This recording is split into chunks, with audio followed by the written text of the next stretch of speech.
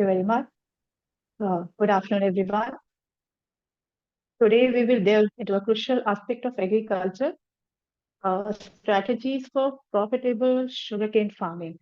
So, first and foremost, I, Priyanka Singh, a senior scientist at the U.P.Council of Sugarcane Research. I want to thank the organizers for having me, and it is my privilege to share the latest development with the farmers from this platform. So, as we all know that sugarcane is a vital crop, and its cultivation, it requires thoughtful planning and innovative approaches for sustained success. In the next few moments, we will explore key strategies that are aimed at enhancing productivity, ensuring the sustainability, and ultimately maximizing the profitability in sugarcane farming. So, thank you all for joining us.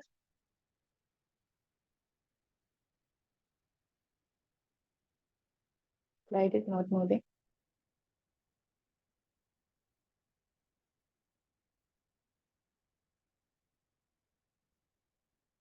Yes. So, here you can see the area production and yield of sugarcane crushed during the last 5 years, sugar production and the recovery percentage gain. And here you can see the production and recovery scenario in Uttar Pradesh over the last 5 years. And over the past 5 years, you can see in this slide that the productivity of sugarcane, it has exhibited a gradual and consistent increase. And this noteworthy improvement, it can be attributed mainly to the adoption of the sound agricultural practices and the integration of technological intervention in sugarcane cultivation. So remember that every venture is benefited from its SWOT analysis. By understanding our strength, addressing weaknesses, seizing opportunities, and mitigating the threats.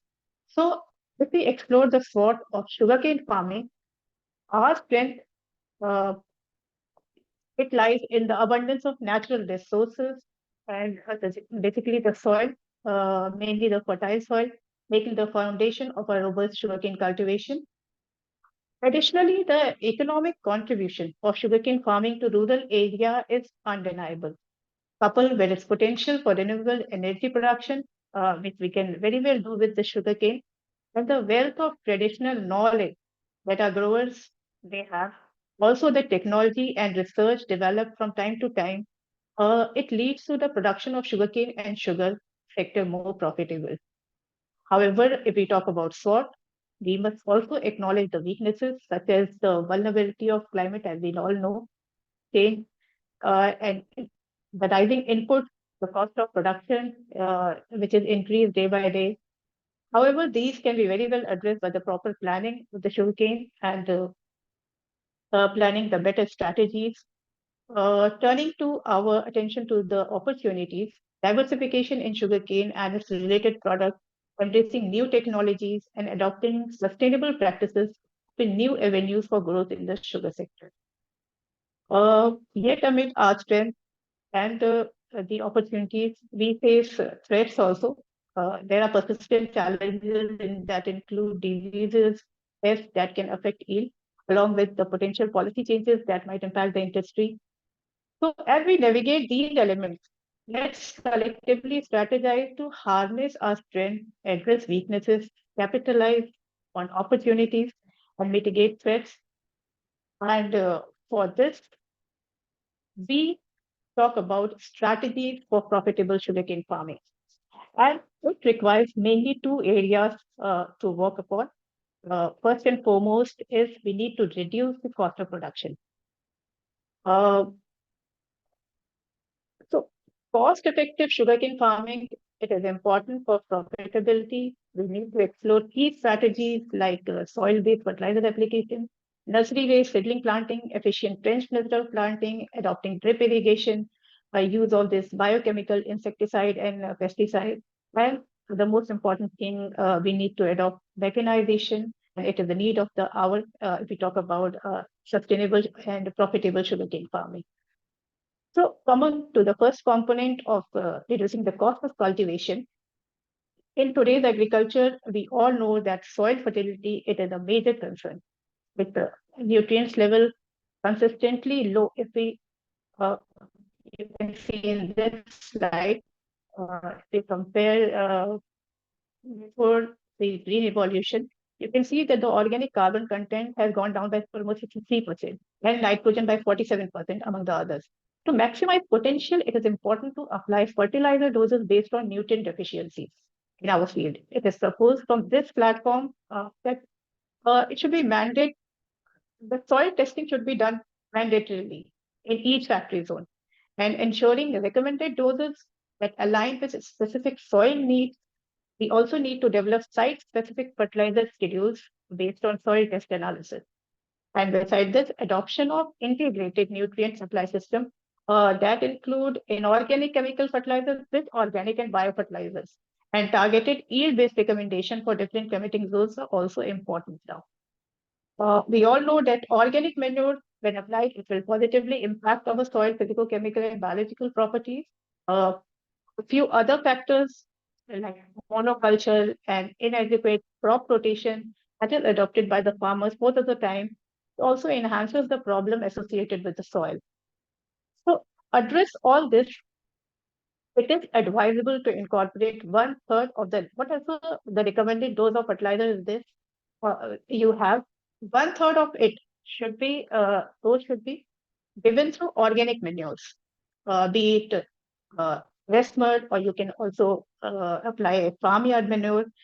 And that is going to be very beneficial for the health of our soil, which not only it is going to reduce the cost of cultivation, but it is ultimately going to increase the yield also of the sugarcane. So this approach, it will ensure the efficient nutrient availability to the plants also, and it will lead to sustainable agriculture uh, practices also. Because when organic part is missing in the soil, the chemical fertilizer, whatever we are giving, are also not available in a required amount to the plant, and plant cannot absorb these chemical fertilizers effectively if the organic content or the microorganism that is required is not available in the soil. Furthermore, uh, implementation of soil health cards for every farmer should be it should also made mandatory, and this will empower them with crucial insight with essential nutrients or micronutrients. It is required for their specific field, thereby promoting sustainable sugarcane cultivation. Uh, so the next component is the nursery-based planting method. See, when a promising variety is phased out, several diseases and have to be replaced by a new elite sugarcane variety. So the adoption of faster multiplication methods such as nursery-based plant rates not only facilitates the replacement of old phased out varieties, but it also contributes to a substantial reduction in the seed rate also. Because as we know that sugarcane is a vegetative crop and large amount of seed is required, uh, almost 60 to 70 quintal per hectare. However, if we adopt this method, the seed rate could be reduced to the level of 20 to 25 quintals per hectare only. So this approach addresses the new need for the improved crop performance while efficiently managing the higher seed rate demand for sugarcane cultivation. And this significantly reduces the overall seed rate and also optimizes the resources. And there are different methods for central grazing that can be very well adopted to reduce the cost of production. Namely, like you can see, the single automatic seed but single bud cutter could be used. And these single buds could be treated in the set treatment devices, and plantlets could be raised in a poly tray or like this raising a sugarcane nursery. And then after 1 month, the plantlets, they are transplanted into the main field. Here you can see the crop which is raised by a sugarcane settling method. Uh, This is one Yojana, Panchamrit Yojana, it is known as, which includes mainly 5 components. And this is uh,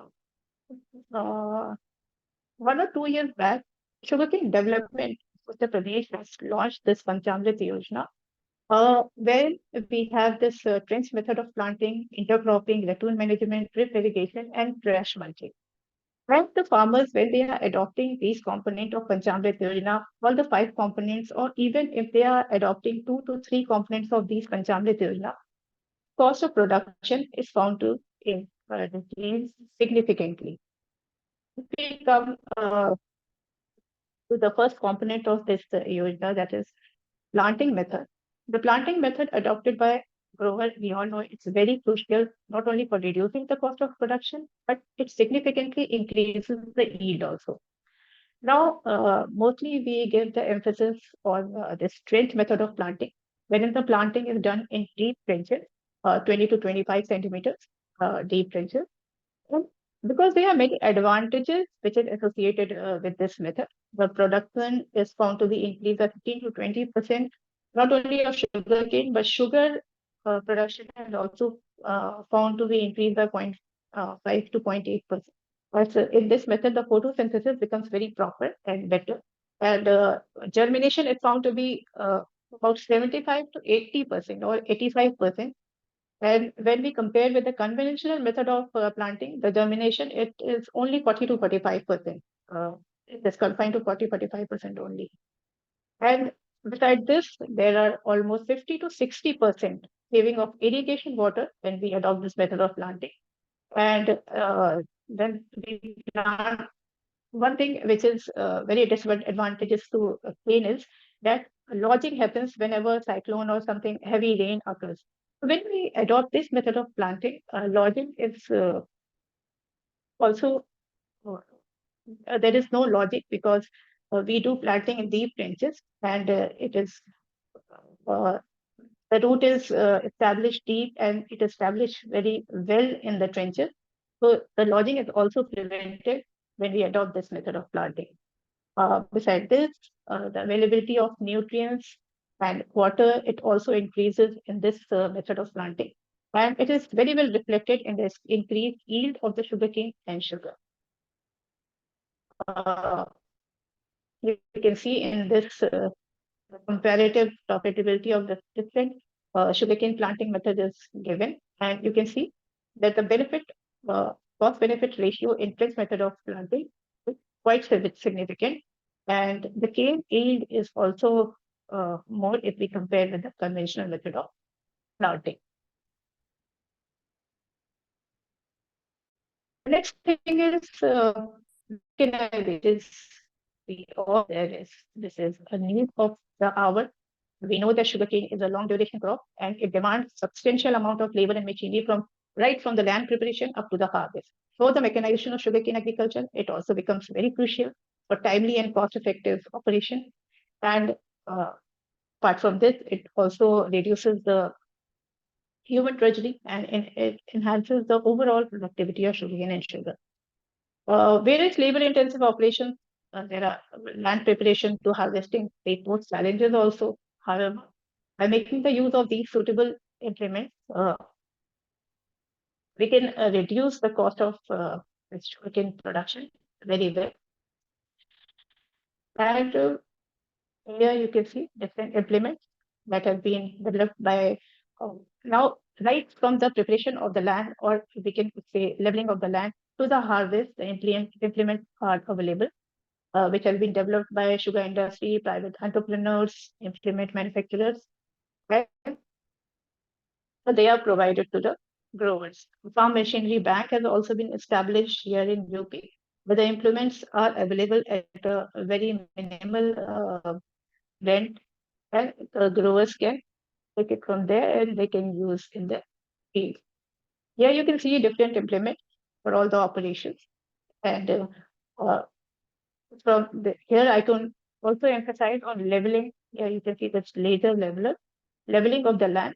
So laser levelers are available for this purpose. Leveling of the land is also very, very crucial for efficient use of our resources, reducing wastage of water, fertilizer, and all the inputs, etc. So leveling will lead to efficient use of resources, uniform crop, and in turn, it significantly reduces the cost of production while increasing the yield also. So here you can see different implements for preparation of the land, for a deep plowing, MB plow, for different cultural operations, harrow and other implements are available for earthing up, which is one of the major intercultural operations when we talk about sugarcane farming. here, all these mechanization which is adopted at our institute also, and some progressive farmers they are adopting, and they are very well benefited by adoption of these mechanization or implement which is available for different cultural operations, sugarcane farming. In this regard, yes, this leaf furrow clutter planter, this is also available for the here in one go you can do the trenches are open and the planting could be done. And in this, only 4 labels are required for 1 hectare of planting. However, if we talk about the conventional method and the manual planting is done, uh, to 25 to 30 labels are required for 1 hectare of planting. So there is okay, saving of the cost also, and better planting method are also there if we adopt this seed furrow planter. Here are some other machineries which are available. Now here you can see in this slide the impact of mechanization on cost of labor, cost of production of per quintal sugarcane. This study was carried out at our institute, and here you can see that to the earthing up only, there was saving of around more than 26,000 per quintal of sugarcane produced. And when we adopted the leaf furrow cutter planter, if we compare to this method of planting when we done it manually. So the next component which we need to work upon is irrigation. Uh, we know promoting the concept of more crop per drop, and our focus should be on enhancing water use efficiency now, with a particular emphasis on adopting drip irrigation.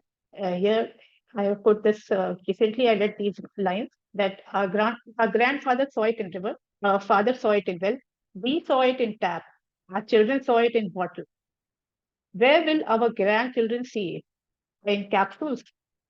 So we still neglect this resource, the precious resource, which is water. It will be seen only in our years. So this method not only conserves water, drip irrigation, but also significantly boosts production by providing nutrients and water directly to the plant roots. Targeted and efficient use of water based on soil capacity leads to a substantial 50 to 60% reduction in water consumption. And here you can see the study which was conducted by UPCSR, and it indicated increased production also when the land is not level. If we do this flooding uh, and we adopt the flood irrigation, it drastically affects the germination. The crop is found to be uneven, and the yield is also reduced drastically. So now the government offers substantial rebate ranging from 90 to 95% for the installation of micro or drip irrigation system based on the field size of the growers. And this practice contribute to optimize water utilization and improve agricultural outcomes also. Here you can very well see that uh, if we compare with flood irrigation, drip irrigation not only conserve this precious resource, but the yield of sugarcane as well as the CCS percent is also increased significantly when we go for this drip irrigation.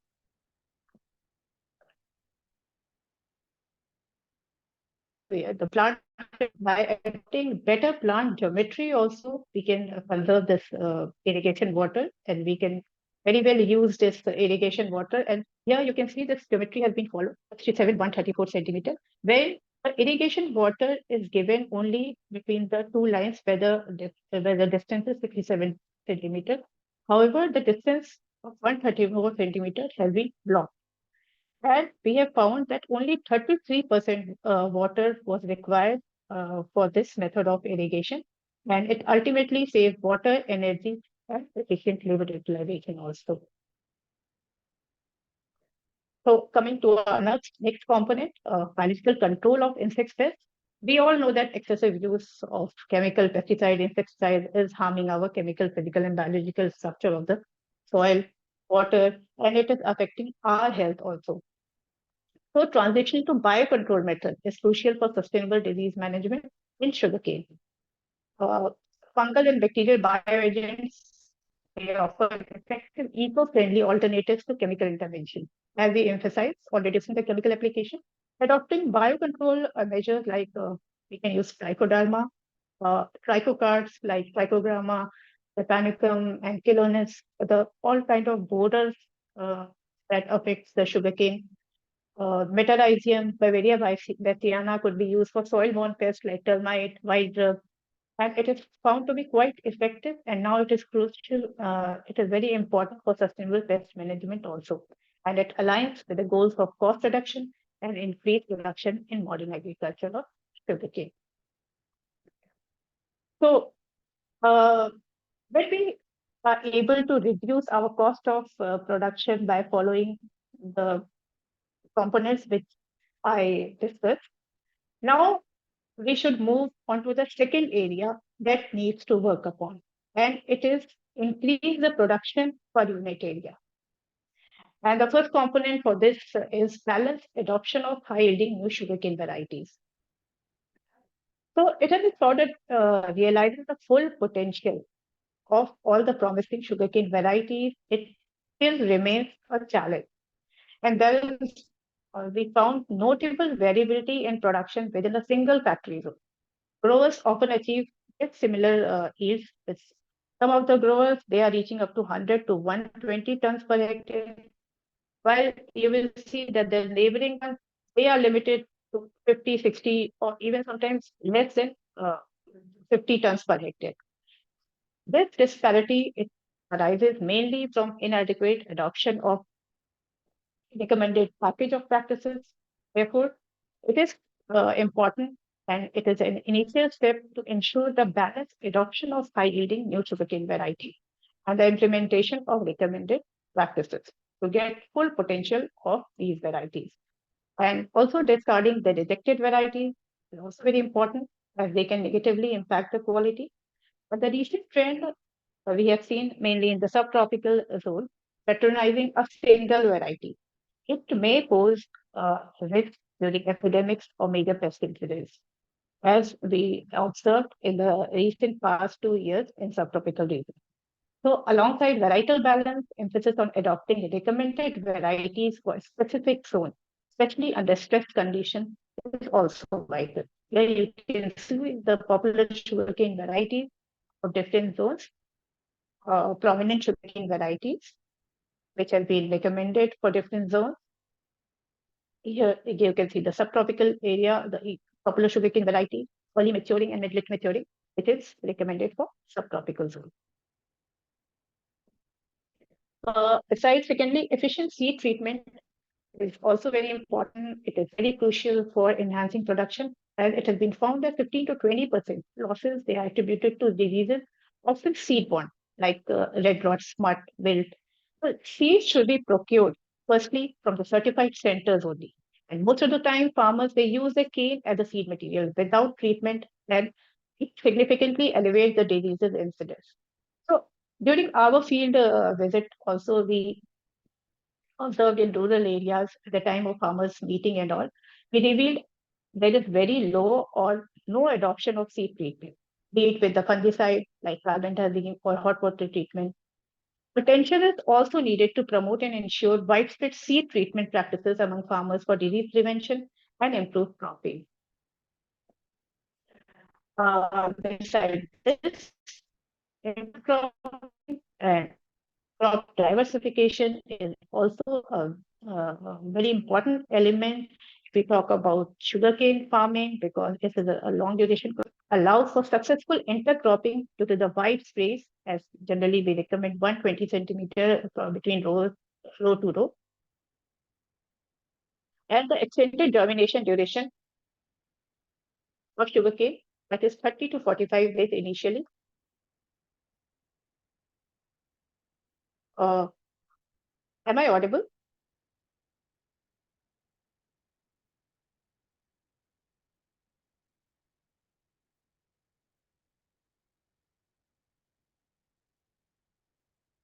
Initially, the slow growth rate of the cane and the crop's ability to compensate for any tiller loss.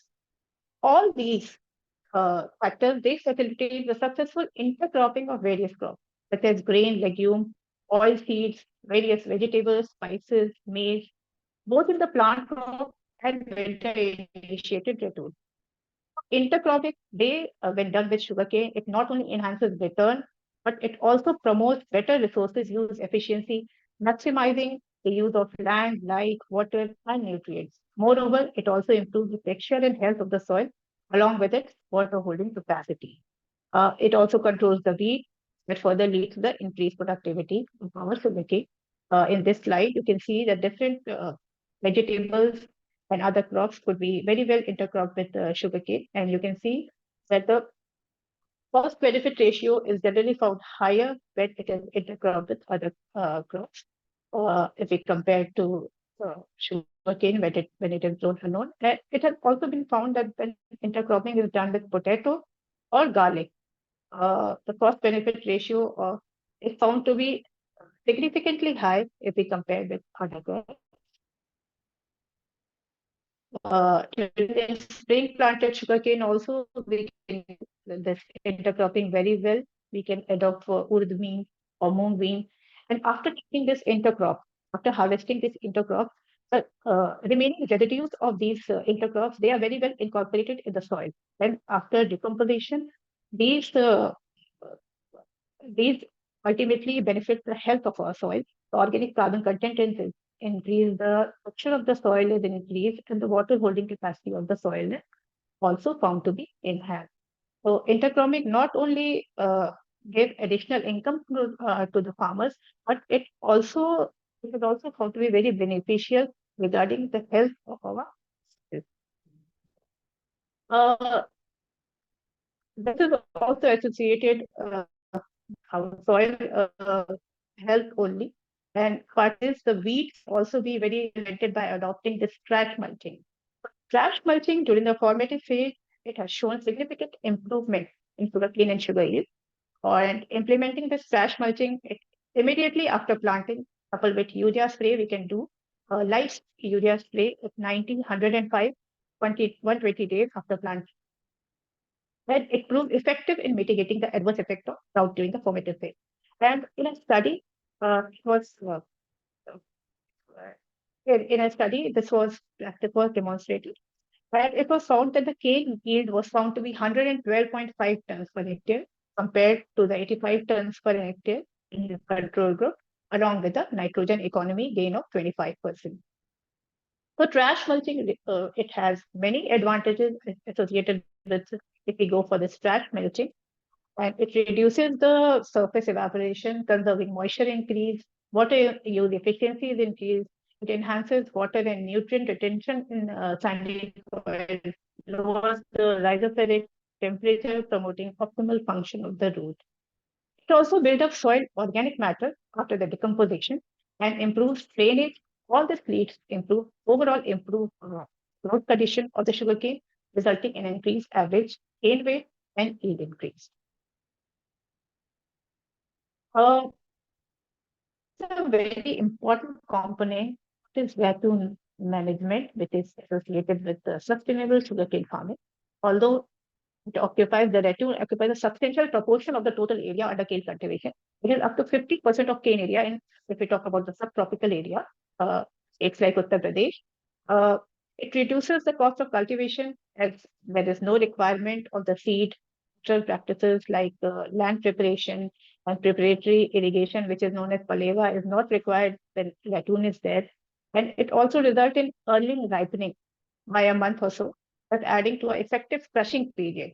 However, we could see that contribution of ratoon yield to both cane production is around 30% only. This is because the poor management practices of the field and ratoon crops after harvest of the plant crop leads to substantial reduction of the yield of the ratoon. So for a better ratoon crop, grass mulching, spreading should be done manually or mechanically to harvesting of the plant crop. When organodecomposer, we can use trichoderma. This should be applied for decomposing of the trash and improving organic carbon in the field.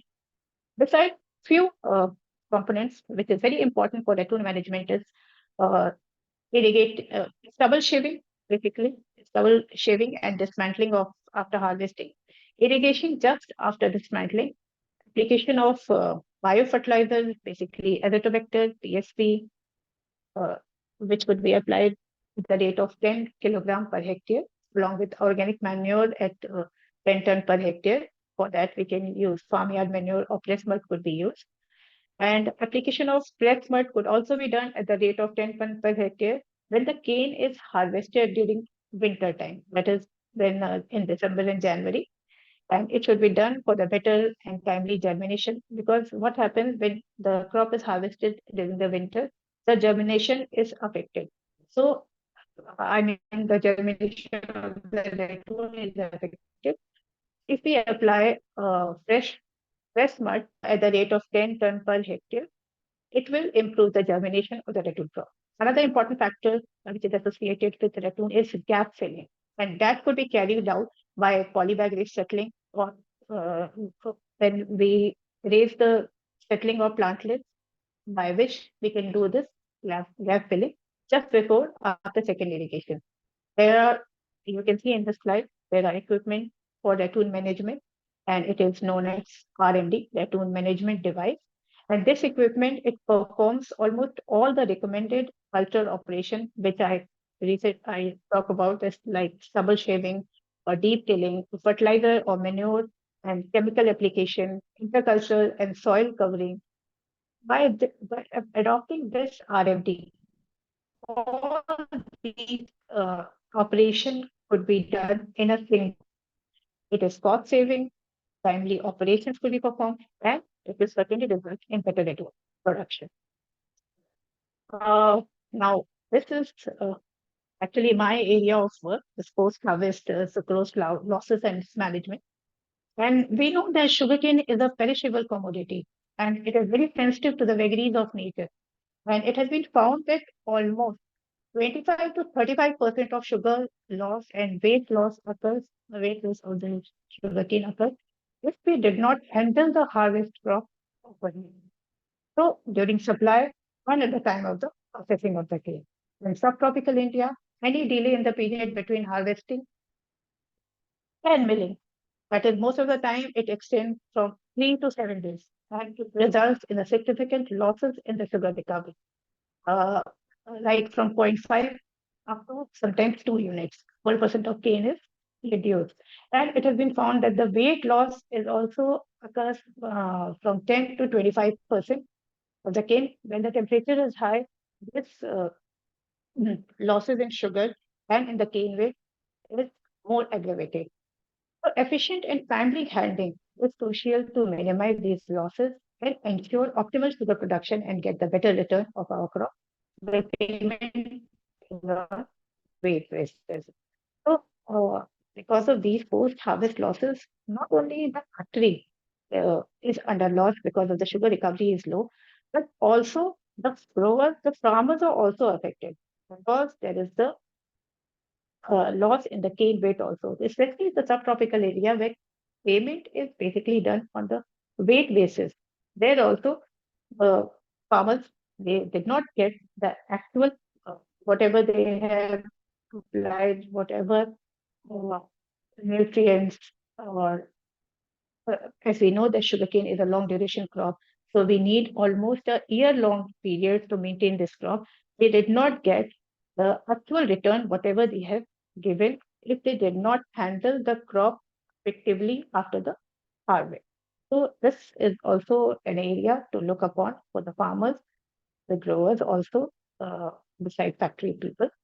Uh, in this regard, I would also like to emphasize that uh, for optimal sugarcane and sugar production, the timing of harvest and harvesting level is also very important. So there should be a maturity-based harvesting adhering to a scientific schedule. It ensures the extraction of the full potential of the variety, and it results in the high recovery at the beginning of the season. So harvesting based on maturity rather than planting date is recommended for the improved result. Additionally, the harvesting level is also essential for consideration of weight of the cane, sugar content, and also for the uniform ratoon production. It could be from the surface of the ground. So following a scientific plan harvesting schedule, it will enhance the overall productivity and quality of sugar. Uh, Another aspect we could talk about increasing the yield, and we talk about increasing the yield and reducing the cost of production, is integrating dairy and livestock animals with sugarcane farming. It will create a symbiotic relationship, uh, like animal fodder availability will be there during lean period. Growers, while tending to animals, will regularly visit their field, addressing pest and disease promptly. And this synergy will not only enhance yield and reduce production costs, but it will also improve soil health through farmyard manure application that will be produced from the animal. So it will be a win-win situation both ways. If we talk about sugar, we need to talk about the diversification and value addition. Uh, we know that this is very interesting that each and every part of sugarcane is important and it offers a diverse opportunity for value-added products, including compost for biological decomposition of leaves, grass, organic manure production from trash, silage preparation from the green stalks of sugarcane. Charcoal making machines are available for making various charcoal types from dry leaves, roots, and stubble of sugarcane, and they are basically used for fuel. Sugarcane syrup can be prepared, many confectionery items like candy, etc. One of the most valuable and important products that is jaggery production could be done with value addition. In this jaggery product could also be done as granular and liquid jaggery. As well, beside this, we could do production of vinegar and acetic acid also. And now the government of India has launched several schemes which is aimed at supporting the farmers, enabling self-dependence and enhancing returns of their produce. Apart from providing employment opportunities in rural areas, the manufacturing of these value-added products from different parts of the sugarcane can contribute to income augmentation for farmers and explore export potential also. So, if we conclude,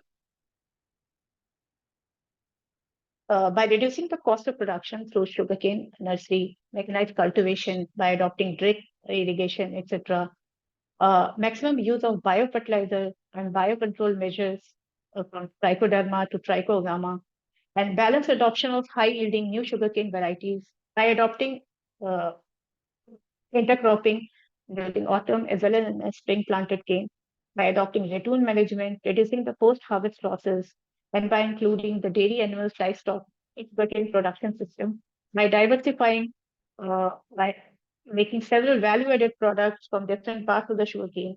If we adopt all these factors, it will definitely result into a more profitable sugar sector.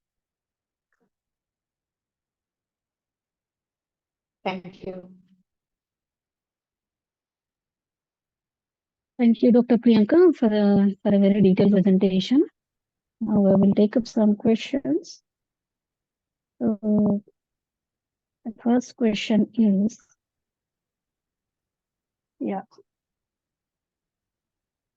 what are the key factors that contribute to profitability in sugarcane farming? And I've already discussed, first of all, the structure of the soil is very, very important. We need to know that uh, we have what is the recommended dose for the fertilizer. We, first of all, we need to know what is required for our soil.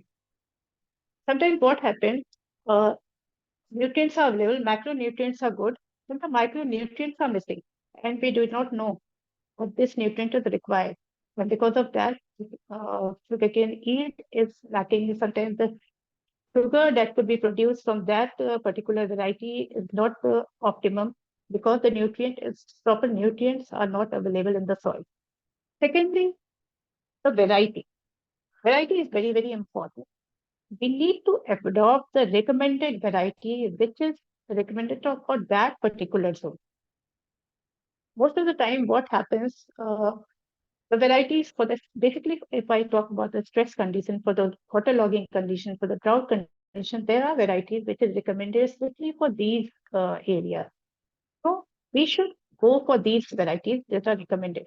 Sometimes what happens, we are in the waterlogged varieties, the varieties we are growing, which is not recommended. And because of that, there is severe infestations of the pest and diseases. And basically, if we talk about sugarcane, red rot diseases is happening in very good promising varieties because we are not following the recommended uh, variety for that particular zone. Thirdly, as I say, treatment of the seed and the certified seed is very, very important. But because that is the base, seed is the base of our crop. Type of seed we choose that directly convert in a better production and we get the better yield. But first of all, the certified seed is very, very important. We need to get the seed of the again from a certified place. And secondly, treatment of the seed is also very crucial and very important. The planting should be done after treatment only. Treatment is very, very easy thing in sugarcane. We need to use the fungicide, 0.1 percent fungicide, that is carbendazim is used, and we need to dip this one bud or two budded set, whatever you are using, two budded set. We need to 0.1% solution of this carbendazim or fungicide is made. We need to dip these sets into that for 5 to 10 minutes, and after that, the planting should be done. So most of the time, what happens, basically, if we talk about red rot or smut or wilt, all these diseases, which is major diseases, I could say, for sugarcane, all these are seed-borne disease. So when we treat these seeds and when we plant these seeds after treatment, basically we prevent our crop from all these seed-borne diseases. So these are very crucial. Soil is very important. Variety we are taking should be certified. Seeds should be certified, and uh, it should be planted after treatment. Okay. How do irrigation practices impact sugarcane productivity and profitability? Yeah, I already showed in my slide. Uh, most of the time, what happens in sugarcane, the farmer they go for a flood irrigation, which is not at all required. As I already mentioned, that now the emphasis we are giving on the trench method of planting. The one reason of adopting this method of planting is that in this we use trenches. Trenches, I mean, we make nalis, and in trenches only we do planting. Now, whatever irrigation or nutrient which is required for sugarcane, we apply in these trenches only and not to the whole field. So we are saving the water also up to 50 to 60% of water is saved, and it is very readily available to the plant also. Most of the time, what happens, uh, generally you will see in the field, the farmers, they do flood irrigation. Now, this flood irrigation, it is not only uh, like we all know that water is very precious now, and we need to save water. So what happens? Not only this flood irrigation is depleting our resources, our water, but it is also negatively impacting the this. I mean, the productivity of the sugarcane. When you go for this flood irrigation, it has been found that the yield of the sugarcane is drastically reduced when we compare to the drip irrigation or if we adopt this micro irrigation. So we need to make this awareness. We need to aware our farmers that this flood irrigation is ultimately affecting the yield also drastically, and not only it is. I mean, we need to conserve our water, and we should go for drip irrigation. Okay. And this question is, yeah, what are the best practices for managing pests and diseases in sugarcane cultivation to minimize yield losses? Yeah, as I mentioned, that now we should minimize the use of the chemical pesticide and insecticide, and should go for biocontrol measure. We have a very good biocontrol measure if we talk about the diseases and if I talk about the pests. There are cards available, which are biocontrol measures for all the borers, if I talk about. What are the major pests in sugarcane? There are root borers, top borers, and stalk borers, and there are trichocards. These trichocards, they have parasitic eggs on these, and we use these trichocards from the onset of monsoon. We can use in the field these trichocards, and they are basically cards are cut and they are stapled beneath the leaves of the sugarcane. So, so they control after every 10 to 15 days, we need to apply these cards, and almost 50,000 eggs. One card it holds around 20. Depends from where you are taking the card.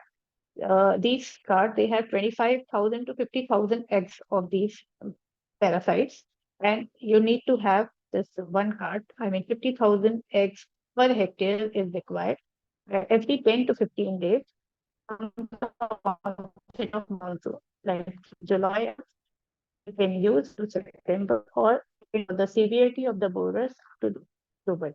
So these cards, they are cut and they are stapled beneath the cane leaf. They control the borers very effectively. And secondly, trichoderma, what we use at the time of preparation of your field, and also reduces the infestation of diseases in the sugarcane. So Okay. trichoderma, trichocards. And apart from this, we can also go for Bavaria bassiana and Metarhizium anisopli.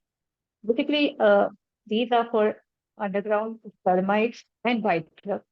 So when during the time of planting, if we apply this Bavaria bassiana, and it is almost required 5 kg per hectare, and this Metarhizium anisopli during the time of planting, when we give the nutrients, the application of this is also done, and it very well is good for this soil-borne pests. Okay. I think next question you have answered in this only. I'll just read out. Can you offer guidance on optimizing fertilizer applications for cost-effective sugarcane production? Yeah, we already have the recommended dose like 180 kg nitrogen, 80 kg phosphorus, and 60 kg of potash is required. And if we are going for the autumn planting, the nitrogen is 200 kg. As I said in my slide also, besides this chemical fertilizer, we need to incorporate the organic fertilizer also. Whether you can use if farmyard manure is well decomposed, farmyard manure is available, you can go for that. Or if you did not have this farmyard manure, you can also apply fresh mud, decomposed fresh mud. 10 tons per hectare is required. You can use this fresh mud at the time of your land or field preparation, at the time when you are doing, I mean, when you are preparing your field with the when you are plowing, deep plowing is done, and after that, when 2, 3 light plowing is done, you can broadcast this fresh mud or farmyard manure in your whole field, and uh, you can then uh, use it. And after that, the trenches could be open, and that level could be used. Okay. So these are, yeah, Yeah. Okay. How important is weed management in sugarcane farming, and what are the most effective weed control strategies? yeah. Actually, weed is also weed management is very important if we talk about sugarcane planting. With the start of 30 to 60 days, it is very crucial because uh, at the time during the start, the germination is slow and it takes around 30 to 40 days. And the initial growth of the sugarcane is also very slow. And if we are not going for intercropping, and if we are not doing this, that is why this trash mulching is required.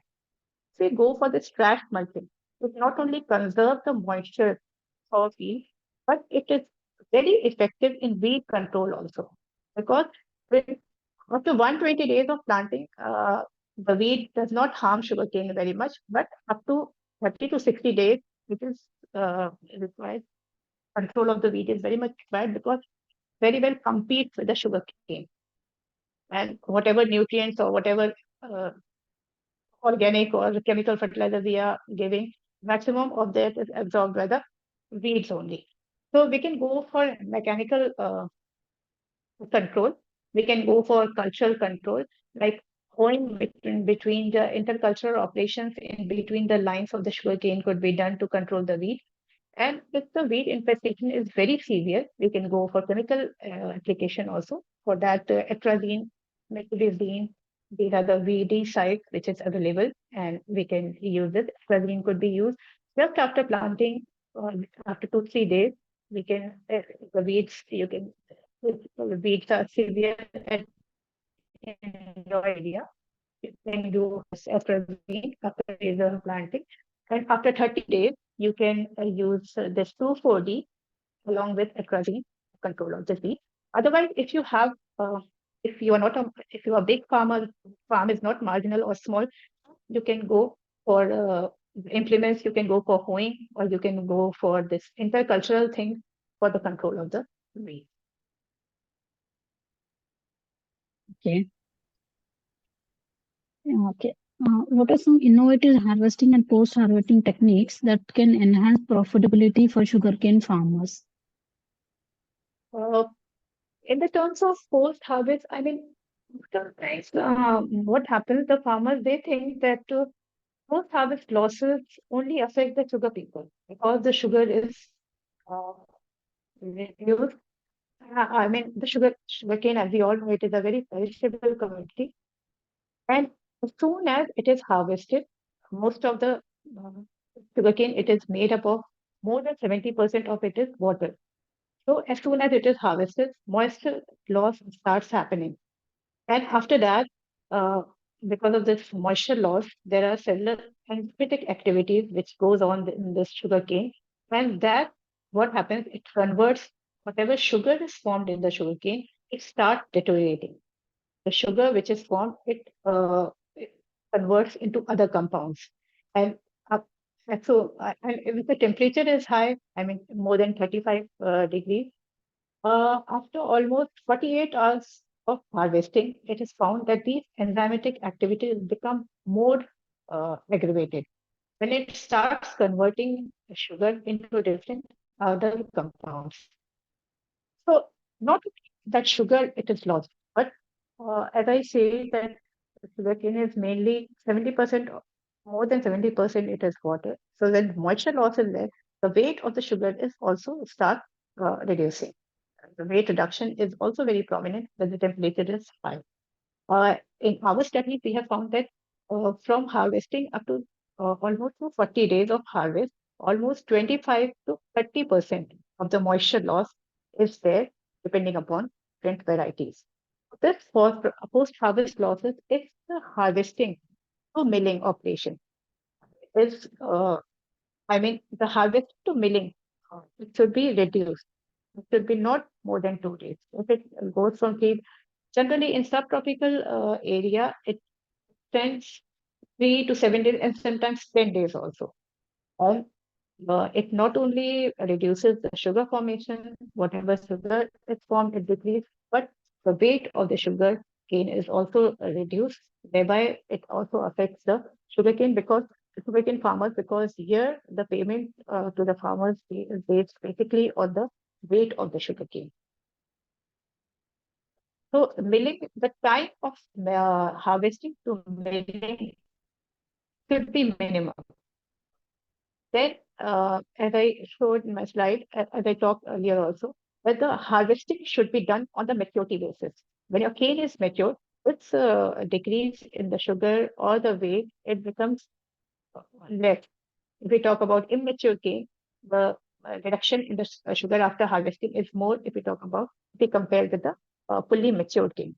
Uh, Harvesting should be done on the basis of the maturity. And for that, we can very well test the sugarcane bricks for maturity. And if bricks is 18 to 20%, as they say, the cane is found to be matured and harvesting should be done at the optimum maturity of the cane. And secondly, the level of the harvesting should be also be taken care of because the maximum sugar is found to be in the lower part of the cane. And what happens most of the time, the farmers they cut the cane about 5 centimeter or sometimes 10 centimeter also.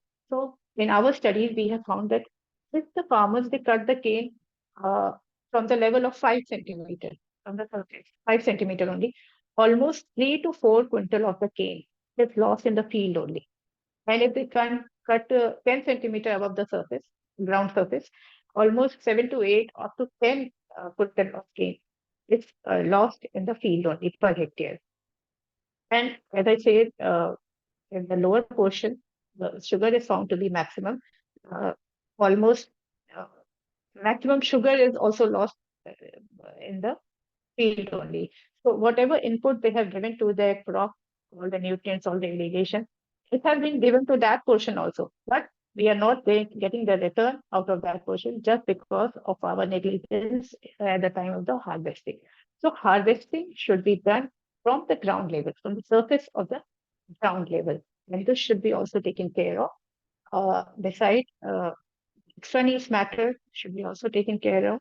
Like cane should be given clean and it should be free from maximum. They should take care that it is free from the roots and mud, etc. If it has been supplied from the waterlogged condition, to be taken care of. So for maximum recovery of for maximum sugar production. Okay. And um, yeah, are there any market trends or value-added opportunities that sugarcane farmers should consider for increasing profitability?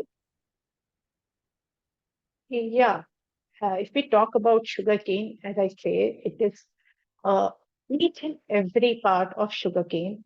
It is used in, you can use in making one or the other product. And because of that only, we refer sugarcane as a culprit. Like its green tops we use for the fodder for animals and for our dairy animals, we can very well use for, as a fodder. In the lean period, these green plants, we can also make silage, which is also a kind of reserve for animals, which is a very good opportunity for entrepreneurs making the silage, which is a fodder for animals. And besides this, now high pressure machines are available for fuel making. So whether it is stubble, dried stubbles or roots or dried leaves or bagasse of sugarcane, so from these machines, we can very well use the charcoal or briquettes out of these machines by using these parts of the sugarcane.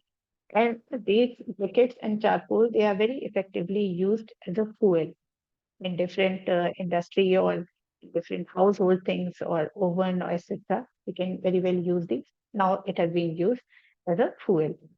Uh, the very well known compound jaggery is to be used. Uh, the growers could also make jaggery out of the sugarcane. And now the after the COVID, the sugarcane, the jaggery market has increased uh, many folds compared with the earlier uh, time. So we can you can make jaggery also out of the sugarcane and sugarcane juice and part jaggery. Several value-added product of the jaggery could also be made without any extra cost of production. We need to make this scientific method. We need to adopt scientific method of preparing these jaggery and value-added jaggery, like liquid jaggery or granular jaggery. So we need not have to give an extra cost of production, but we get several fold more income out of these value-added products. We can use many flavors also in this granular or in liquid jaggery. There are several uh, products that can be prepared from this jaggery also by value addition. Apart from this, several confectionery products, candy, etc., chocolates we can make. Now, the market of vinegar is also, we have seen that it is growing very well. And so vinegar could also be prepared very effectively. Many value-added vinegar can also be prepared to get extra income. So our growers or entrepreneurs can go for all these products. Okay. Compost can be product. Yeah, very good compost can be prepared from the bagasse, from the leaves of the this sugarcane. Very good manure can be prepared, which ultimately going to give a very biochemical, chemical, and physical properties of the soil can be enhanced by this compost. Again, is going to enhance the productivity of sugarcane if we apply these compost into the So see, this is a biocircular economy kind of thing. Like from sugarcane, we take this sugar, and ultimately we can return this sugarcane to our field in the form of compost and several other beneficial products. Okay. So now we have the last question. Okay. So yeah. Can you recommend any financial management strategies or tools specifically tailored for sugarcane farmers to improve profitability and sustainability? Sorry? You could listen to the question. Hello? Yes. Yeah. Yeah. Can you recommend any financial management strategies or tools specifically tailored for sugarcane farmers to improve profitability and sustainability? Yeah, as I said, that now there are many implements available for the sugarcane farming. I mean, you can completely go for mechanized farming if we talk about this sugarcane. And every implement is present, right? From, as I said, the leveling of the land, which I always emphasize on this leveling of the land. But at our farm, I have seen what is the drawback if the land is not leveled. Our resources are waste, uh, irrigation or nutrient, whatever we apply, we did not get a even crop. So from leveling of the land to uh, bed preparation, from planting, with a moisture meter which is available, from which we can see the what is the moisture content of our field, whether the irrigation is required or not. Then there is different intercultural operations implements are available. Now, very good implements are available for earthing up in sugarcane, which is a very important intercultural operation if we talk about sugarcane farming. Many good rotary inverter, etc. These many implements are available for earthing up in the field. And in the subtropical area, basically in Uttar Pradesh, the sugarcane development, they have established farm machinery bank. Here, most of the implements you can get at very minimal rent, and the growers would take from these farm machinery banks the implements and they can use this. Uh, thing, which is not only going to reduce the cost of cultivation, but by the timely operation, by adopting this mechanization, obviously the operations are going to be timely. So by timely operation, they will also see its reflection in increasing yield of the produce also.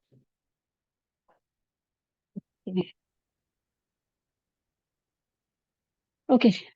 Okay, Dr. Priyanka, I don't see any more questions. So now we have come to end of question round. On behalf of agricultureinformation.com, we'd like to thank you for a very detailed presentation and answering all the questions in depth. And we also like to thank all the participants for joining this meeting. The meeting will now be closed. Thank you. You're most welcome. Thank you.